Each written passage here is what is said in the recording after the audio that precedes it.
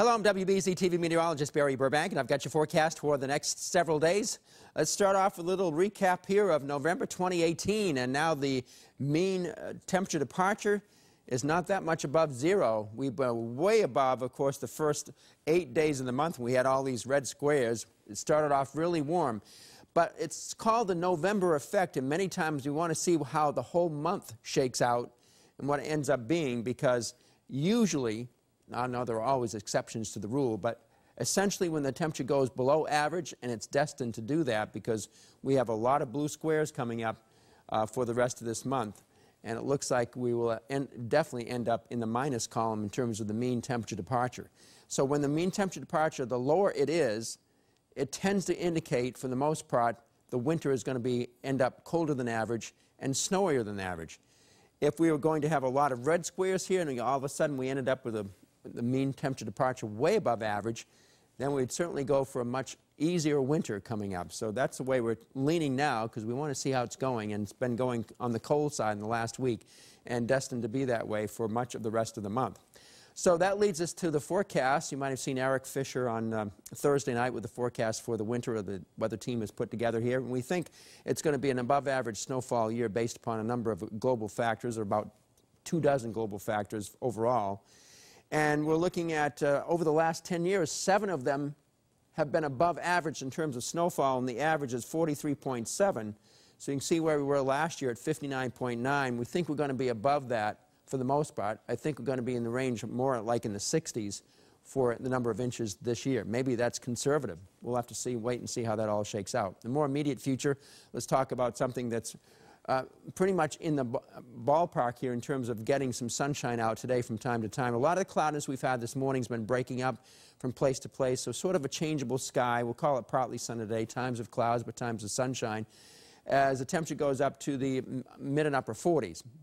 Then it becomes totally clear by early this evening, and it's going to drop off, so the low temperatures tonight by morning will be down into the range of about the 20s in most spots to the lower 30s in some coastal areas. We start off with sunshine tomorrow, then it increasingly cloudy during the day, so probably mostly overcast or very dim sunshine left by midday. And during the afternoon, some light snow is going to break out here across portions of northern Massachusetts and start expanding across into New Hampshire and toward the Boston area. But with time, a little bit milder air may cause it to turn to rain right somewhere in here. So although this is not totally etched in stone yet, the idea is it's not going to blossom into a major storm, and nothing like what we had in this most recent storm on Thursday evening. So that's going to come through Sunday night into Monday morning, and for the Monday morning commute, it looks like a lot of the precipitation will be on out of here.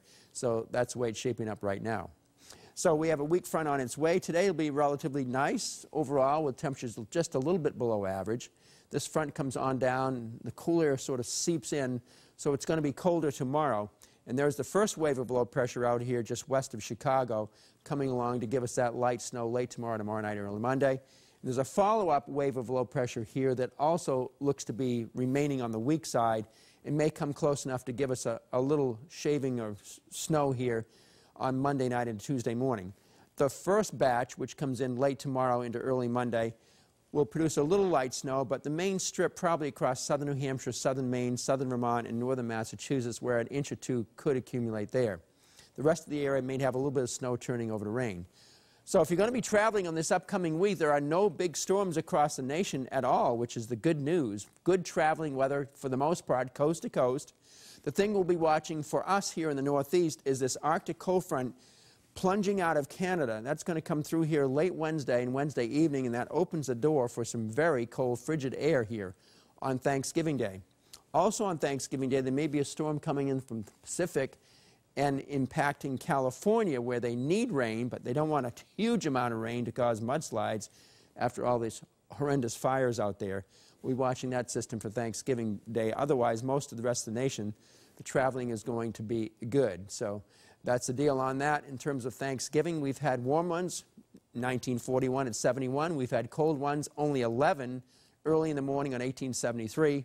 We've had wet ones, and the snowiest one when it snowed over 4 inches in Boston was in 1989. Preliminary forecast for Thanksgiving now on this Saturday morning for next Thursday. May, of course, have time to change that. It looks like it's going to be very windy. Looks like it'll be bright. Whether it's going to be only up to 22 or maybe a little bit higher than that remains to be seen. We'll be watching that closely, but I think we have a pretty good shot of having it very windy and very cold Thanksgiving Day for road races and football games. And the other two storms you're seeing early on Monday, early Tuesday, both of them should be on the minor side. That's your forecast for now. Have a nice weekend.